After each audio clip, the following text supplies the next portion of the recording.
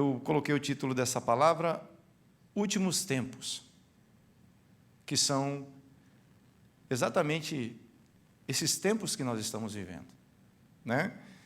O apóstolo Paulo recebe revelação através do Espírito Santo que os últimos dias seriam caracterizados pela apostasia, engano e batalha espiritual.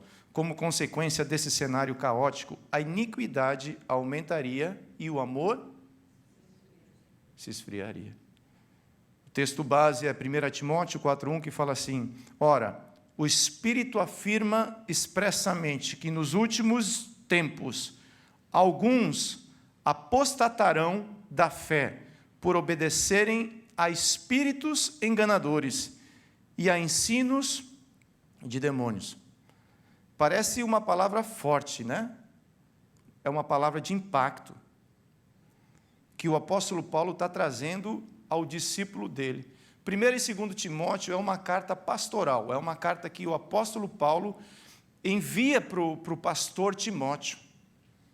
A igreja primitiva cria que aqueles momentos que eles estavam vivendo já eram praticamente os últimos tempos. Por quê? Já existia apostasia, esfriamento, falsos profetas. Os sinais que nós estamos vendo hoje não é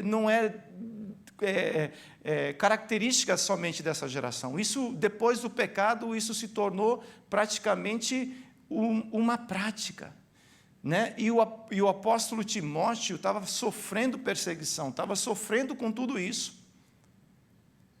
E Paulo, o apóstolo Paulo, preso, né? Ele fala para o filho dele: filho, não tenha medo dos últimos dias. Os últimos dias seriam dias difíceis pela palavra do Senhor, mas quanto a ti, eu vou te orientar como você deve se comportar nesses últimos dias. Tá certo? Então essa é a palavra que eu gostaria de compartilhar com vocês nessa manhã. Jesus orienta os seus discípulos como seriam esses últimos tempos. Mateus 24:10 fala assim: naquele tempo, muitos ficarão escandalizados, trairão e odiarão uns aos outros, e numerosos falsos profetas surgirão, e enganarão a muitos. Devido ao aumento da maldade, o amor de muitos se esfriará. Com quem Jesus estava falando isso? Mateus capítulo 24, Marcos capítulo 13. Jesus estava prestes a ser crucificado. E os discípulos, depois de saírem do templo, eles ficaram assim, impactados com a construção do templo. E falaram: Jesus, que construção é essa? E Jesus começou a ensinar para eles, falando assim: depois de 3 dias, esse templo vai ser destruído, mas eu vou construir um novo templo, que eu já estou fazendo, e ele vai ser inaugurado lá no Pentecostes. Esse templo sou eu, e esse templo é você. Os discípulos entenderam isso? Não entenderam. Mas ele deu uma orientação importante. Mateus capítulo 24, verso 5, ele fala assim: mas quanto a vocês, tenham muito cuidado para não serem enganados pelos últimos dias. Tanto Jesus como o apóstolo Paulo falam de um tempo. Essa palavra no grego é kairos. Que tudo isso iria acontecer. Por isso temos a orientação bíblica para estarmos sob vigilância e não sermos pegos de surpresa. Pois esse tempo que a igreja está vivendo é um cenário predito e é um cenário profético. Jesus nos orientou que nos últimos dias seriam dias difíceis. Para quem? Para todos. Para todos. Kairos é uma palavra de origem grega que significa o momento certo, o momento supremo ou o momento oportuno. Kairos no Novo Testamento significa o tempo designado no propósito de Deus, ou o momento que Deus age. Nós temos a palavra tempo no português, mas ela tem 3 significados pelo menos. Existe a palavra tempo, que significa cronos, que é o nosso relógio, onde nós marcamos dia, horas, meses e o ano. certo? Existe a palavra kairos, que é onde tudo acontece. No kairos de Deus, tudo está pronto. No kairos de Deus, a igreja já foi arrebatada. No kairos de Deus, o corpo já foi glorificado. No kairos de Deus, a igreja vitoriosa já está pronta. Mas existe o Cronos, que é o lugar e o tempo que nós vivemos, que Deus ainda está trabalhando comigo e com você. E o pleroma é quando o kairos de Deus, a vontade perfeita de Deus, o propósito perfeito de Deus encontra o Cronos. É onde a plenitude de Deus é estabelecida na terra. Jesus veio na plenitude. O kairos de Deus encontrou o Cronos. O Filho se tornou homem e habitou entre. Vimos a sua glória como a glória, cheio de graça e cheio de. A partir desse momento, o propósito de Deus começou a ser estabelecido sobre a terra. Jesus falou assim: eu vim desfazer as obras anteriores e construir obras novas. Glória a Deus. E por isso nós estamos aqui. Você é a nova obra que Cristo está fazendo. Amém? No kairos de Deus não tem como nós contarmos o tempo, porque um dia para Deus é como 1000 anos, e 1000 anos como um dia. Então tem como contar o kairos de Deus? O problema é que nós aprendemos a contar no Cronos. Tudo aqui nessa terra trabalha por schedule. You got it? E muitas vezes nós queremos schedule a bênção de Deus sobre as nossas vidas. Você está me entendendo ou não? Deus trabalha diferente. Não tem como você contar no kairos de Deus. No kairos de Deus, o homem de Deus precisa aprender a esperar. O justo viverá pela sua fé, porque a promessa não vai tardar. Muito importante nós entendermos isso, porque a partir desse momento eu quero desenvolver a palavra que eu quero compartilhar com vocês. Abacuque entendeu que no kairos de Deus, tudo já está pronto. Por isso, ele diz: ainda não chegou o tempo certo. Vocês estão com o versículo? Não? Sim, bênção. Ainda não chegou o tempo, ainda não chegou o tempo de Deus, para que a visão se cumpra. Porém, ela se cumprirá sem falta. O tempo certo vai chegar logo. Portanto, espere, ainda que pareça demorar, pois a visão virá no momento exato. No momento exato, no momento que Deus preparou. Sem medo de errar, o que a igreja está vivendo já foi pré-anunciado. Fogo de Deus tem passado sobre a terra. E tudo aquilo que é palha, tudo aquilo que é feno, tudo aquilo que é material perecível, não subsiste. Porque a igreja precisa ser santificada. A igreja precisa ser separada. Porque existe uma porta estreita e apertada, que é com muito esforço que o justo entra por ela. Nós precisamos entender isso daí. A tua salvação é pela graça. Não tem nada que eu possa fazer e que você possa fazer para recompensar Jesus. O homem estava desconectado de Deus. O homem não podia se relacionar com Deus. Deus Pai enviou seu Filho para se relacionar com o homem. A partir desse momento, Ele é o religare. A partir desse momento, eu posso voltar a me relacionar com Deus. Certo? Importante nós entendermos isso daí. Deus está fazendo uma obra. Mas a igreja precisa se ataviar. A noiva precisa se preparar. O noivo não encontra a noiva antes dela estar pronta. Ele é um gentleman. Você já viu algum casamento que o noivo vai se encontrar com a noiva antes dela estar pronta? É falta de ética isso. Porque o noivo é um gentleman. Porque o noivo tem paciência comigo e com você. Ele está falando, igreja do Doral. Se preparem. Se preparem. Porque no tempo certo, aquilo que eu tenho preparado acontecerá. Enquanto eu espero, o que eu devo fazer? O que Abacuque fez? Preciso aprender a viver pela fé. Amém? Existe um contexto que eu quero estar aplicando essa palavra, que está em 1 Timóteo, capítulo 4, a partir do verso 6, que fala assim: se você, Paulo falando para Timóteo, se você transmitir essas instruções aos irmãos, será bom ministro de Cristo Jesus, nutrido com as verdades da fé e da boa doutrina que tem seguido. Rejeite, porém, as fábulas profanas e tolas e exercite-se na piedade. O exercício físico é de pouco proveito, a piedade, porém, para tudo é proveitosa, porque tem promessa da vida presente e da futura. Essa é uma afirmação fiel e digna de aceitação. Se trabalhamos e lutamos, é porque temos depositado a nossa confiança e a nossa esperança no Deus vivo, o Salvador de todos os homens, especialmente dos que creem. Ordene e ensine essas coisas. Ninguém o despreze pelo fato de você ser jovem, mas seja um exemplo para os fiéis na palavra, no procedimento, no amor, na fé e na pureza. Leia o verso 12, por favor.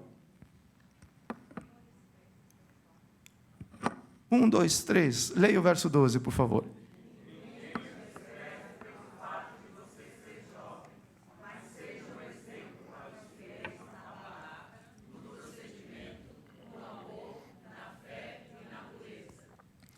Que conselho lindo de um pai, não é?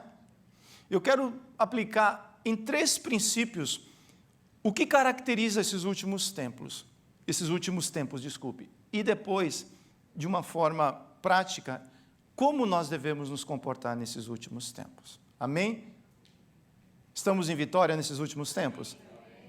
Amém. Então, a primeira coisa que nós precisamos aprender a respeito desses últimos tempos é: esses tempos seriam tempos onde o engano seria espalhado por tempo de engano. 1 Timóteo 4,7, a parte A, fala assim: rejeite, porém, as fábulas profanas e tolas. Fábula significa conto, história com E. Mito, a ideia de uma história não se baseia nos fatos, mas em uma ficção. O propósito do engano é criar dúvidas que conduzem ao afastamento da verdade. O engano, ele vai trabalhando no nosso coração, aos poucos, ao ponto de nos afastar da verdade. Uma vez que o engano se torna uma prática, isso cauteriza a mente, fazendo com que essa pessoa passe a crer em um sofisma. O que é um sofisma? É algo que tem uma aparência de verdade, mas não é verdade. Foi o que Jesus falou em Mateus capítulo 24 aos discípulos. Tenham cuidado, porque muitos virão em meu nome. Muitos falarão, ele está aqui, ele está lá. Tenham cuidado. Porque assim como o raio se vê de um lado ao outro, você vai discernir a minha presença. Você vai saber quando sou eu que estou agindo e fazendo. E Jesus estava falando essa palavra aos discípulos, à igreja dele. Porque quem é que o inimigo vai querer enganar? Quem anda pela verdade. Quem conhece a verdade. Quem não conhece a verdade já está em um engano. E nós precisamos orar como igreja para que essa pessoa receba a verdade do Senhor. Mas você recebeu a verdade. Cristo te fez livre. Sobre você tem uma unção, sobre você tem uma capacitação. Ele te retirou de um império, que era o império das trevas, e te introduziu no império da luz.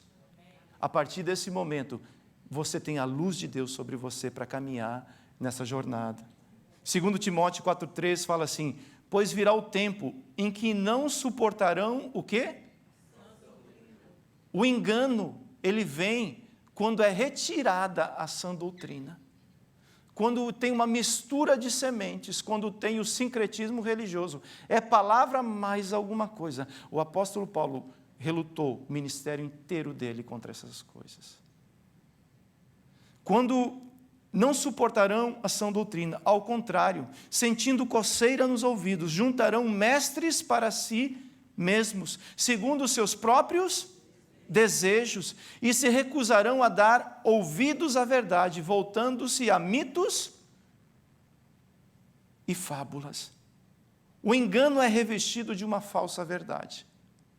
ele tem uma aparência de verdade, mas quando você vai analisar mais de perto, você vai ver que não é uma verdade. Porque qual que é a diferença? A verdade produz vida. O engano te separa da verdade. E quem está aí isento de ser enganado? Faço essa pergunta para você e para mim. A Bíblia diz assim, você está de pé? Fala amém. Amém. Fala amém. Amém. Tenha cuidado para se manter na verdade. Tá certo? O pastor Júnior apresentou para nós o bode Judas. Lembra deles? Não? Desse cara? Desse bandido? Alguém lembra dele? Não? Algumas pessoas lembram? Vou apresentar ele para vocês hoje de manhã. O bode Judas, na cidade de Nova York, na New York Butchers Meat Company, havia certo animal de nome bode Judas. Seu trabalho consistia em escoltar as ovelhas no desembarque até o matadouro. Seu pelo era branco e facilmente enganava as ovelhas pela sua aparência. É um fato conhecido que o gado e porcos precisam ser tangidos, enquanto a ovelha segue um líder. A ovelha segue um líder.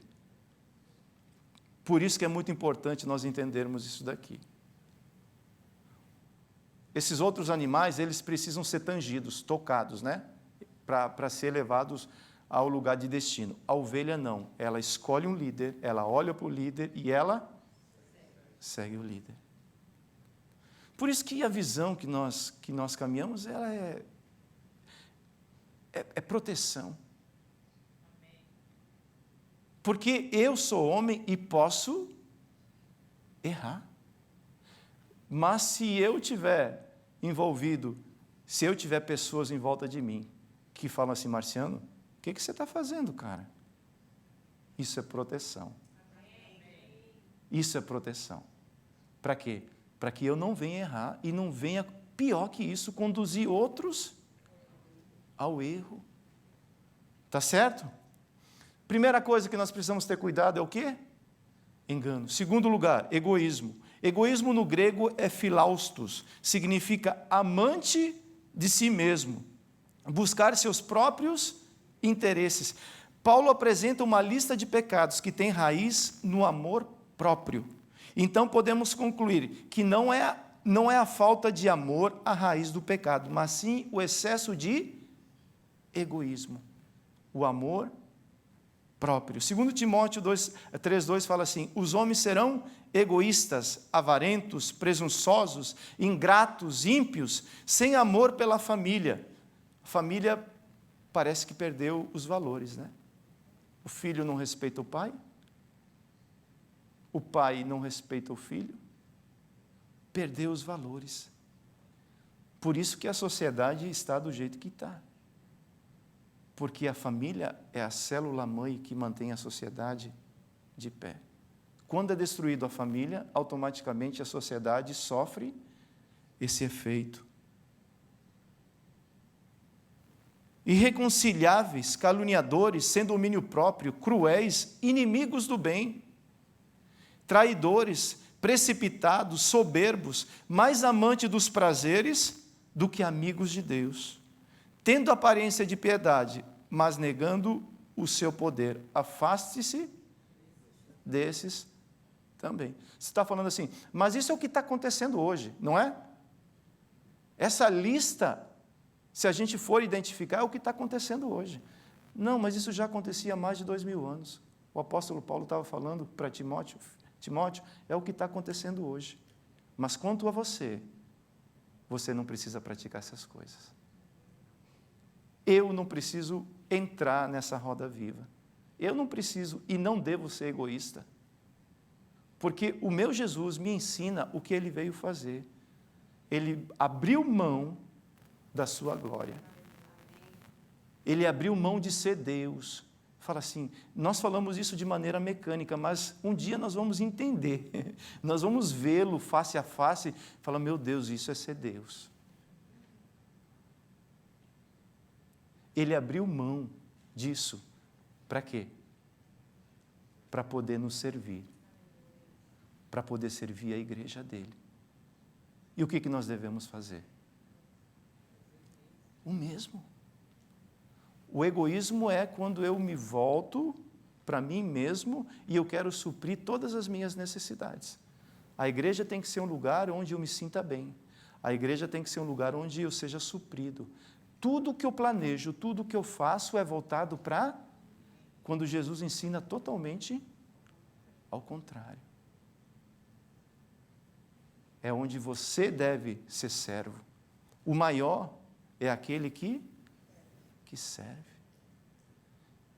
Isso mexe com o nosso conceito, porque nós vivemos num momento onde aquilo que nós temos determina quem nós somos. E a palavra diz que não é isso. Precisamos nos amar uns aos outros, como Cristo nos amou. Fazendo isso, através da generosidade, aos poucos a gente vai tirando esse egoísmo do nosso coração. Tá certo?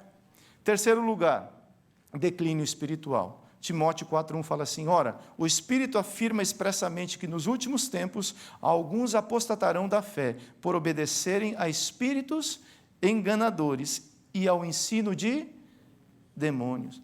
O que é o declínio espiritual? O declínio espiritual é a perca da força espiritual. É quando você já recebeu o sinal no teu telefone quando a bateria chega a 20%.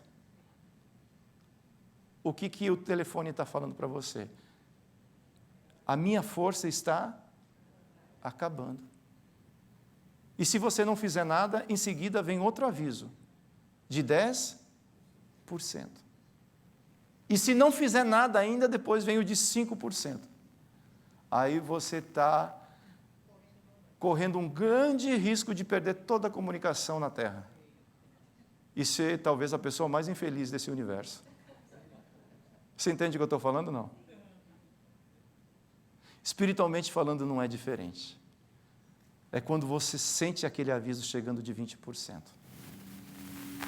de 10%, de 5%. O que tem que ser feito? É preciso correr para a fonte, é preciso correr para o carregador, para aquele que te conecta e fala: Pai, eu já recebi o aviso de 20%. E eu preciso ser recarregado. Estava conversando com o meu filho essa semana, nós saímos pela manhã de casa, e o meu telefone estava... Eu costumo dormir com o meu telefone perto de mim, se precisar alguma eventualidade, né, a gente está à disposição. E o meu telefone estava com a bateria bem fraca. Ele falou: pai, por que você não coloca o telefone e carrega a noite toda? Americano, né? Entende ou não? Eles estão mais lá em cima, né? Então, americano faz as coisas pensadas. Ele fala: pai, deixa carregar a noite toda, pela manhã você está full charge, aí você tem bateria para o dia todo. O que eu aprendi com isso? Eu aprendi que eu preciso estar full charge para poder vencer esses últimos dias. Quem que carrega você? Qual é a tua fonte? Jesus fala assim: eu sou a fonte da vida. Aquele que bebe da água que eu der, do seu interior vai fluir rios de águas vivas e você vai ficar full charge. O declínio espiritual não vai chegar na sua vida. O evangelho do reino se resume, é muito fácil de entender. É Cristo em nós. É muito bom você estar aqui hoje. Como eu amo que você esteja aqui hoje. Mas é mais que isso. Você precisa estar conectado na fonte, na videira verdadeira. É Ele que te fortalece. É Ele que te capacita. É Ele que te dá graça para poder vencer as dificuldades que nós estamos passando. Porque, sendo bem sincero, nós passamos por tantas dificuldades. Ou não passamos? É um momento difícil que a igreja está vivendo. Mas é um momento onde Deus deseja derramar uma glória de maneira sobrenatural. Precisamos estar prontos. Precisamos vencer essas dificuldades que batem na sua porta e batem na minha porta também. Como? Conectados em Cristo. Conectados em Cristo. Esse é o único antídoto que a igreja tem. Fórmulas são boas, mas a verdade é que nós precisamos nos conectar em Cristo. Tá certo? E eu quero aplicar essa palavra para a gente poder encerrar. O apóstolo Paulo orienta a Timóteo como ele deveria se comportar em tempos difíceis. Você quer aprender? Eu quero aprender. Eu aprendi através disso. Como nós devemos nos comportar nesses dias complicados? E a primeira coisa que o apóstolo Paulo fala para Timóteo, que talvez Timóteo estivesse desanimado, né? Olhava para a igreja, olhava para as circunstâncias e fala assim, poxa, não está dando muito certo. E Paulo, lá dentro daquela cadeia, ele falava para ele assim, filho, já deu certo, não é que vai dar certo, já deu certo, mas eu quero te ensinar como você vai proceder para isso dar certo na sua vida. E a primeira coisa que nós precisamos aprender é lutar com propósito. 1 Timóteo 4,10 fala assim, se trabalhamos e lutamos é porque temos depositado a nossa esperança no Deus vivo, o Salvador de todos os homens, especialmente dos que creem. Lutar com propósito. Porque senão, nesse momento que nós estamos vivendo, o que não falta é luta para abraçar. É ou não é? Você escolhe a quantidade de adversidade, de lutas que nós temos nessa caminhada, meu Deus do céu. Mas o apóstolo Paulo fala assim, você está passando por luta, filho. Sim. Você está passando por adversidade. Sim. Mas eu vou dizer para você que você deve lutar o bom combate, o bom propósito. O bom propósito, você lutando ele, você vai ser protegido pelo propósito de Deus. Você vai ser revigorado por Deus. Quando você luta o bom propósito, você pode ter o cansaço físico, mas espiritualmente você é renovado constantemente, porque você recebe e entrega, você se torna um receptáculo da glória de Deus aqui na terra. Lute com propósito. Igreja, lute com propósito. Nós precisamos lutar com propósito. O que é lutar com propósito? Lutar com propósito é lutar para estabelecer o reino de Deus. Parece que se tornou praticamente um jargão de tanto que nós temos escutado isso nesse ministério. Ou não é? Lutar com propósito. Mas o que significa lutar com propósito? Jesus ensina os discípulos dele, quando os discípulos falaram assim, Jesus, nos ensina a orar. Como nós devemos orar? Jesus fala assim, primeira coisa que vocês devem fazer é glorificar o Pai de vocês, que Ele é grande e digno de honra. Segundo lugar, ore para que o reino de Deus, para que a vontade dEle seja estabelecida na minha e na sua. É onde começa o propósito de Deus. Muitas vezes nós queremos alcançar as nações para Cristo. E achamos que isso é o propósito. Também é. Mas o primeiro propósito que Deus quer fazer é eu te alcançar. E me alcançar. E fazer com que o governo dele seja estabelecido na minha vida. Abacuque 3,2 fala assim, ó Senhor, ouvi falar do que tens feito e estou cheio de temor. Faze agora em nosso tempo as coisas maravilhosas que fizestes no passado, para que nós também as vejamos. Mesmo que esteja irado, tenha compaixão de nós. Abacuque entendeu que Deus nunca deixou de fazer a vontade dele no decurso dos anos. E uma vez que ele entende isso, ele se posiciona na geração dele e começa a interceder, falando, Deus, o que o Senhor fez no passado, faz nessa geração. Deus, o que o Senhor fez no passado, faz nessa geração. Eu não vou cessar enquanto os meus olhos não verem o teu reino sendo estabelecido. Aonde? Na minha casa, na vida dos meus filhos, no meu casamento, nesse ministério, por onde eu for. Primeira coisa que nos faz vencer as adversidades desses últimos tempos é o quê? Lutar com propósito. Segundo lugar, pregar, exortar, ensinar, ordenar a palavra de Deus. 1 Timóteo 4,6 fala assim, se você transmitir essas instruções aos irmãos, será um bom ministro de Cristo Jesus, nutrido com as verdades da fé e da boa doutrina que tem seguido. 2 Timóteo 3,14, quanto a você, porém, permaneça nas coisas que aprendeu e das quais tem convicção, pois você sabe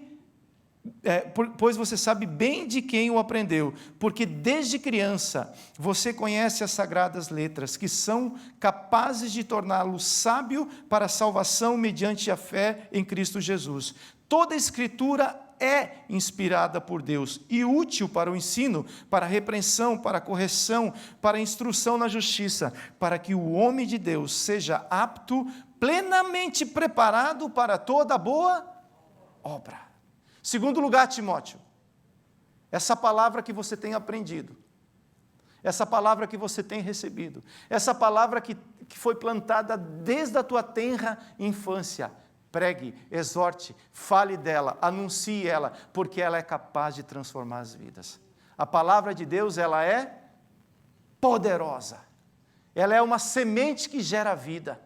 Por que devemos pregar a palavra de Deus? Porque é o verbo que traz salvação. Através da palavra nós recebemos salvação. Por que devemos pregar a palavra? Porque ela gera fé. Enquanto eu estou ouvindo a palavra de Deus, isso gera fé. A fé vem pelo ouvir o quê?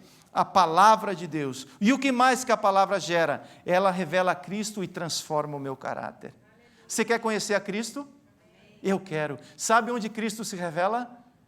Através da palavra. Ele é o Logos de Deus, Ele é a palavra de Deus. A palavra deve ser pregada por quê? Porque ela é luz para os nossos caminhos. E o que mais? Porque ela é eterna. A palavra de Deus, ela é eterna. Passarão céus e terra, mas a palavra de Deus, ela permanece para sempre. Spurgeon disse assim: você não precisa defender um leão, simplesmente solta ele. Não é verdade? Muitas vezes nós queremos enfeitar muito a palavra de Deus, ela é poderosa. E ele está falando para o discípulo: pregue essa palavra de vida, Timóteo, exorte, ensine, a tempo e a fora de tempo, não perca tempo, porque cada semente que você vai lançar, no tempo certo ela vai produzir. A Bíblia diz assim: não se engane, tudo que o homem semear, ele também vai colher. Então, se você quiser ter uma colheita de reino, Timóteo, semeie a palavra, semeie a palavra, semeie a palavra, a tempo e a fora de tempo, porque no seu tempo ela vai produzir um fruto. Amém? Terceiro lugar, guardar o modelo recebido. 1 Timóteo 6,20, a parte A. Timóteo, guarde o que foi confiado a você. Evite conversas inúteis e profanas e as ideias contraditórias do que é falsamente chamado conhecimento. O que é guardar? Guardar é o que Jesus ensinou para os discípulos, para fazer discípulo, e é para ensinar como que o discípulo é feito? Como que o discípulo é formado? Através do conhecimento? Também, mas no momento que ele guarda, o discípulo nasce quando a palavra é guardada no coração. Quando a palavra é guardada no coração, ele se torna um multiplicador. Foi o que Deus falou para Abacuque. Abacuque, guarda, escreve e transmita. Porque a gente só vai conseguir transmitir aquilo que está guardado no nosso coração. A gente só vai conseguir multiplicar aquilo que nós temos guardado no nosso coração. E como muitas vezes nós perdemos aquilo que nos é confiado. A pastora Nilka, há uns 4 domingos atrás, pregou lá em Deerfield, foi uma bênção. Ela falou sobre as 10 dracmas que a mulher recebeu. Na caminhada, ela perdeu uma. Então, perder faz parte da vida? Muitas vezes a gente... Perder celular não, porque é caro, né? Vamos perder alguma coisa mais barata. Mas a gente esquece. A gente estava saindo de casa hoje pela manhã, minha esposa esqueceu, ou quase perdeu o café dela.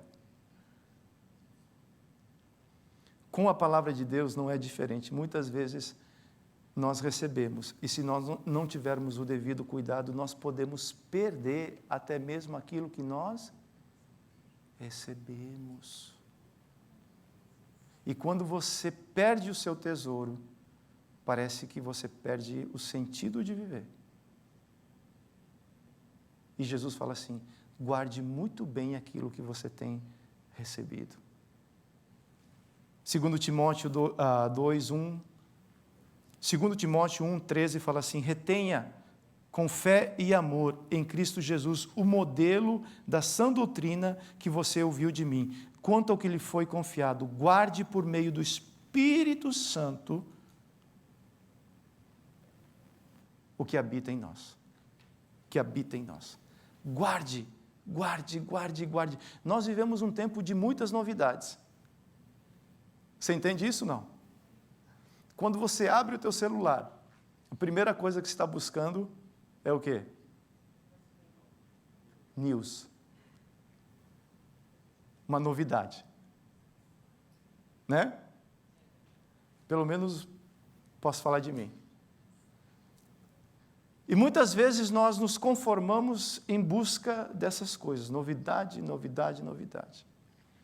A palavra nos ensina que nós devemos buscar a verdade. É a verdade que traz novidade sobre as nossas vidas. Quantos lembram do Babalu lá no Brasil, o chiclete Babalu? Se você lembra, por favor, me ajuda. Levanta sua mão para mim poder ver você.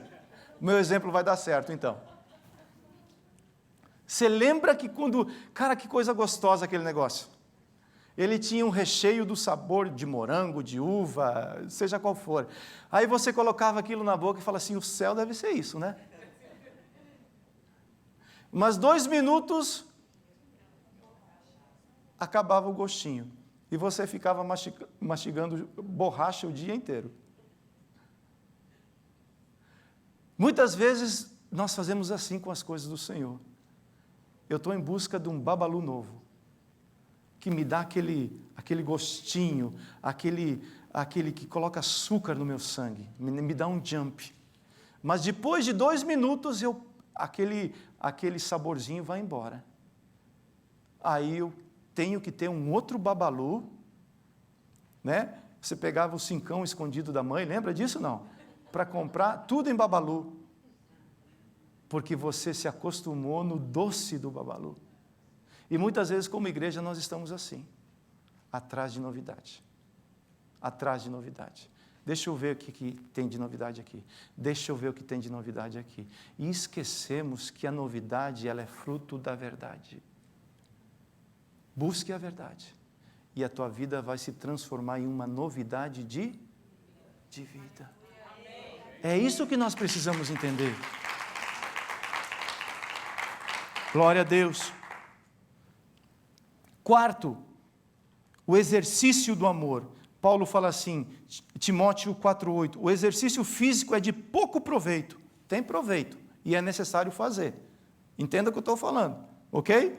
É de pouco proveito. A piedade, porém, para tudo é proveitosa. Tem muito lucro, porque tem promessa da vida presente e da vida futura. Porque o exercício físico, Timóteo, é bom para essa terra. Não deixe de fazer, não deixe de cuidar do teu corpo, porque ele é templo, você é o templo do Espírito Santo. Mas não deixe de exercitar o amor. O engano. Sabe o que identifica a igreja, o que identifica um discípulo de Jesus? Não é o que eu estou pregando aqui para vocês. Não é essa roupa que eu estou vestindo. É você se relacionar comigo e ver se verdadeiramente eu amo a Cristo e se eu aprendo a te amar. Porque Jesus fala assim, eles vão conhecê-los, eles vão conhecer a minha igreja, eles vão conhecer um discípulo de Cristo quando essa pessoa aprender a amar. O amor é a maior prova que você está sendo usado por Deus. 1 Coríntios 13:13 fala assim, assim permanece agora esses 3, a fé, a esperança e o amor. O maior deles, porém, é o quê? O amor. Por quê? O amor, ele aprende a esperar. Ele tudo suporta. Ele não se vangloria. Ele age no tempo certo. Ele age... O amor, somente o amor tem a capacidade de edificar. Somente o amor tem a capacidade de edificar. Nós fizemos uma reunião de liderança agora em Deerfield na quinta-feira. Que coisa mais linda. Porque quando você está num ambiente de amor, você tem a confiança de abrir o teu coração. Você tem a confiança de abrir algo tão pessoal seu.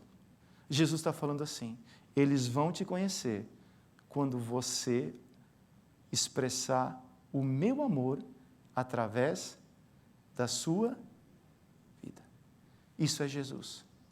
Essa atitude é uma atitude de Jesus. Amém? João 13:35 fala assim, com isso todos saberão que vocês são meus discípulos, se vocês se amarem uns aos outros. Uns aos outros. Eu conheço algumas pessoas aqui, mas a maioria eu estou conhecendo hoje. O grande desafio é nós nos amarmos uns. E como é que nós andamos? Se eu praticamente vou ter muita dificuldade de errar com você, porque acabando aqui eu vou ter um tempo de comunhão e vou para onde? Vou voltar para Deerfield. Mas vocês continuam fazendo essa obra que Deus chamou para fazer. Se relacionando. E a possibilidade de acontecer erros é grande. O amor tudo. O amor ele suporta. Se o Tarcísio errar comigo, ele não, mas provavelmente eu posso errar com ele, porque o Tarcísio é um homem de Deus. E é mesmo. A Lídia gosta. Mas erra também. Porque é homem. O homem é falho. O homem, se você andar perto do Marciano, você vai ver as falhas. Fala, mas você não é pastor? Sou, mas sou homem. Você entende ou não? Por isso que eu preciso que você me suporte. Em amor. Porque o amor, ele edifica os relacionamentos. Jesus, ele me salvou porque primeiro ele me amou. Como eu estava perdido nos meus pecados e se ele me julgasse, eu jamais teria salvação. Mas porque ele me amou, hoje eu sou filho dele. Vai e faça o mesmo, igreja. É isso que nós precisamos entender. Se nós praticarmos essas coisas, provavelmente esse lugar vai ficar pequeno. As pessoas vão sentir o cheiro e vão falar assim, isso verdadeiramente é Betel, é casa de Deus. E último, uma vez que eu luto com propósito, que eu prego a palavra, que eu guardo aquilo que eu tenho recebido, que eu pratico o amor. Agora eu preciso seguir até o fim. Existe uma carreira proposta. Que eu e você precisamos nos renovar e nos fortalecer para um dia chegar diante do Senhor e falar, Senhor, combati o bom combate. Terminei a carreira que o Senhor me chamou. E a fé também guardei. E o Senhor vai falar para você e para mim, servo bom e fiel. Entra no gozo que eu tenho preparado para você. 2 Timóteo 4,5 fala assim, você, porém, deve manter a sobriedade em todas as situações. Não tenha medo de sofrer. Trabalhe para anunciar as boas novas e realizar todo o ministério que lhe foi confiado. Verso 7, ele fala assim, o apóstolo Paulo falando, eu, meu filho, eu menino. Talvez o Apolo estava falando assim para Timóteo, eu menino.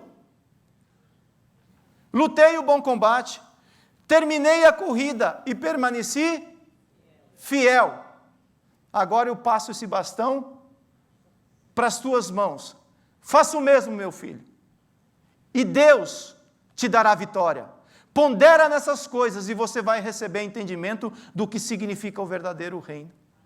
Esse era o conselho que o apóstolo Paulo estava dando ao seu filho, para que ele pudesse vencer os últimos dias. Vamos ler na primeira pessoa? Fale assim: vou lutar o bom combate. Vou terminar a corrida que me foi proposta.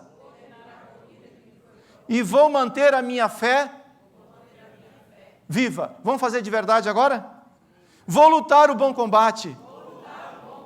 Vou terminar a corrida que me foi proposta. E vou manter a minha fé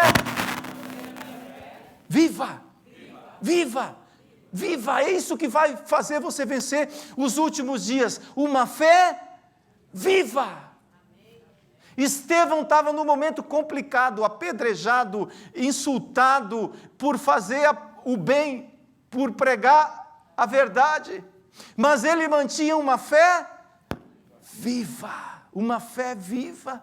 ao ponto de dizer: Pai, perdoa o que eles estão fazendo, porque a verdade é que eles não sabem o que estão fazendo. Uma fé viva, a fé que consegue ver além das circunstâncias, a fé que consegue ver além desse momento que nós estamos vivendo, porque Ele prometeu e Ele vai cumprir. Uma fé viva, uma convicção. O apóstolo Paulo, ele era um homem de convicção. Ele não se baseava nas coisas que o olho dele via, mas naquilo que Deus prometeu que iria fazer através da vida dele. Deus prometeu algo para você na caminhada. Você é um homem de promessa e é. Eu estou aqui para dizer para você e para mim: mantenha a fé viva, não olhe para as circunstâncias. Abacuque, capítulo 1, olhava para as circunstâncias e estava desanimado. Ele se encontrou com o Senhor. Capítulo 3, um homem transformado. Ainda que a figueira não dê fruto nessa estação, e talvez você olhe e fale assim: realmente não está dando o fruto que eu esperava, mas nesse ministério houve muitas estações que a figueira floresceu muito. O mesmo Deus que fez a figueira florescer no passado, no nome de Jesus, Ele está aqui para fazer florescer novamente na estação que Ele quiser. Ele é o Senhor dessa igreja. Você precisa crer e você precisa entender isso daí. Guarde a tua fé viva, creia na promessa que Deus tem anunciado sobre você. Amém? Daniel 12:13 fala assim: quanto a você, siga o seu caminho até o fim, você descansará, então no final dos dias você se levantará para receber a herança que te pertence. Filipenses 2:7, mas esvaziou-se a si mesmo, vindo a ser servo, tornando-se semelhante aos homens, e sendo encontrado em forma humana, humilhou-se a si mesmo e foi obediente até a morte, até o fim. Quanto a você, siga até o fim. Quanto a mim, eu devo seguir até o fim.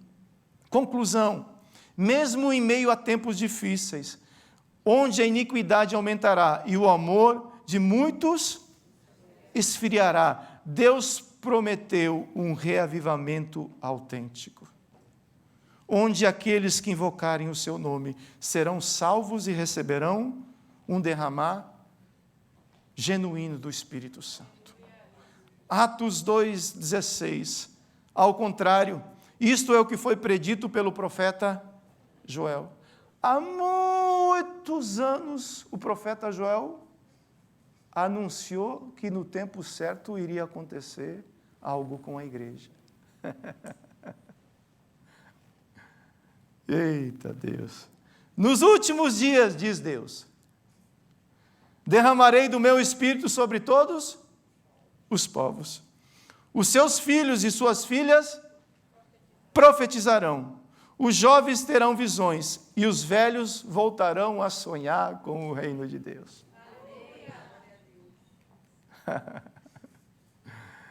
Ah, como Deus é bom. Como Deus é maravilhoso. Porque eu sinto que é como que Ele estivesse derramando um bálsamo sobre a igreja, sabe? Renovando. trazendo as forças novamente sobre nós. Porque você vê pelo menos 3 gerações aqui. Filhos, jovens, vou falar anciões, né? Que fica mais bonito, velho, né? Anciões, os pais da igreja. E o avivamento, sabe o que o avivamento faz? Ele junta as gerações, para que a igreja se fortaleça. Nós precisamos que os filhos profetizem. Nós precisamos que os jovens se fortaleçam na visão, porque são eles que multiplicam a igreja, são eles que edificam a igreja.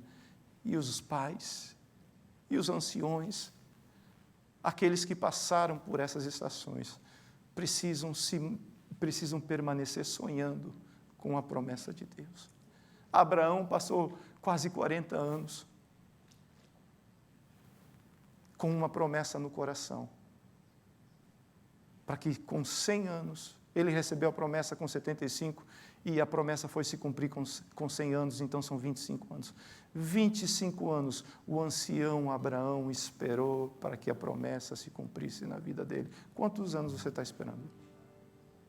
Quantos anos eu estou esperando? A questão não é a espera, a questão é quem te prometeu. Quem te prometeu? Se nós olharmos para a circunstância e para as adversidades que nós estamos passando nesse momento, talvez elas sejam desanimadoras. Mas se nós olharmos para Cristo, o autor e consumador de todas as coisas, eu vou me renovar no Senhor. Eu vou me levantar para dizer, Senhor, cumpra em mim, eis-me aqui, para ser um cooperador nessa obra. Amém? Quero orar por você. Coloque-se de pé, por favor.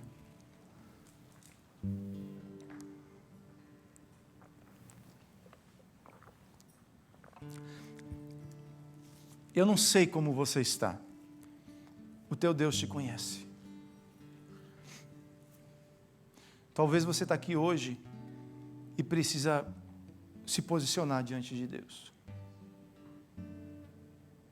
Talvez você está falando assim, eu quero que essa promessa se cumpra sobre a minha vida. Eu quero lutar com propósito. Eu quero anunciar esse evangelho que é transformador. Eu quero guardar aquilo que eu tenho recebido. Eu quero amar. Eu quero perdoar. Eu quero servir. E eu quero pedir forças para seguir até o fim. Queria pedir que todos fechassem os olhos nesse momento. Pudesse abaixar um pouco as luzes. Comece a falar com o Senhor. Comece a falar com o Espírito Santo, Ele está neste lugar. O Espírito de consolo, Ele está neste lugar. O Espírito da verdade, Ele está neste lugar. E Ele deseja trazer sobre você forças novas nessa manhã. Ele deseja fazer de você um vencedor nesses últimos dias. Ele deseja fortalecer você no propósito que Ele tem te chamado. Ele deseja te dar água viva para você seguir pregando essa palavra. Ele deseja que você guarde aquilo que você recebeu. Ele deseja te ungir com o óleo do amor e te dar as forças e a capacitação para você seguir em frente. Nessa manhã, se você deseja receber e deseja falar para Deus assim, Deus, a verdade é que às vezes eu tenho me sentido desanimado, a verdade é que eu tenho me sentido até com a bateria fraca, mas hoje eu escutei uma palavra, que o Senhor é que me fortalece nesses últimos dias. Então eu me levanto para dizer, eis-me aqui, eu não tenho forças, mas eu aprendi que hoje existe alguém que me fortalece e me capacita para chegar aonde o Senhor tem preparado para mim. Se você deseja que o Espírito Santo te fortaleça, se você deseja receber nessa manhã a capacitação que vem do trono da graça do Senhor, eu queria que você levantasse as suas mãos diante de Deus e falasse assim, Senhor, eu quero ser um cooperador nessa geração. Deus, eu quero vencer os últimos dias. Deus, eu quero seguir a carreira financeira que o Senhor tem preparado para mim. Deus, eu quero que minha casa seja edificada sobre a rocha. Deus, eu quero ser um discípulo de Jesus. Deus, eu não vou desistir, ainda que as circunstâncias falem tudo ao contrário. Eu quero permanecer até o final. Eu quero seguir em frente. Eu quero ver o reino de Deus sendo estabelecido neste lugar, na minha vida, na minha casa, por onde eu andar. Eu quero ser uma labareda de fogo nessa geração. Eu quero ser alguém que faça a diferença, como Abacuque fez na diferença dele. Deus, eu quero ser alguém que o Senhor olhe para a terra e possa contar nesse tempo como alguém que irá ser fiel ao propósito que o Senhor tem nos chamado. Deus, no nome de Jesus, eu quero abençoar a tua igreja. Pai, no nome de Jesus, eu quero pedir, ó Deus, que a força do Teu Espírito, que a presença do Senhor esteja, Senhor, fortalecendo a vida dos meus irmãos, fortalecendo essa igreja, para que ela siga em frente, para que ela siga fazendo discípulos, para que ela siga glorificando o nome do Senhor, para que ela siga estabelecendo o reino de Deus nessa cidade, Pai, na autoridade que há no nome de Jesus. Muito obrigado, Senhor, porque a Tua palavra ela é viva e ela tem falado conosco nessa manhã. Ela é uma semente poderosa e nós queremos, ó Deus, profetizar, Pai, que sobre essa semente poderosa, ó Deus, acontecerão a multiplicação, Senhor, acontecerá a multiplicação dos frutos, Pai, que seja de 30, 60 ou 100 por um. Deus, na autoridade que há no nome de Jesus, declaramos, ó Pai, e pedimos que tempo de novos frutos comece a acontecer com a Tua igreja, de maneira sobrenatural. Eu peço, meu Deus, que no nome de Jesus, essa estação seja uma estação onde o Senhor faça a figueira florescer mais uma vez. É o Senhor que faz a figueira florescer. É o Senhor que faz com que a videira dê o fruto.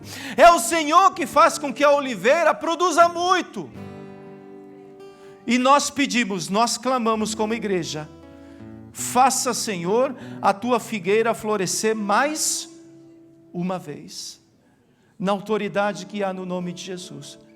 Te louvo e eu abençoo a Tua igreja, para que no nome de Jesus essa palavra venha se cumprir na vida dos meus irmãos. Multiplicadores, multiplicadores, uma unção nova e uma unção fresca da parte do Senhor seja derramada sobre a Tua igreja. Querido Espírito Santo, obrigado, obrigado Espírito, obrigado Espírito, porque sem Ti nós nada podemos fazer. Completa isso nos nossos corações, e é no nome de Jesus que nós oramos. Adore o Senhor nesse momento, fale com o Senhor aquilo que você deseja entregar diante dEle, e o Senhor vai falar com você no nome de Jesus. Que Deus possa te abençoar poderosamente no nome de Jesus.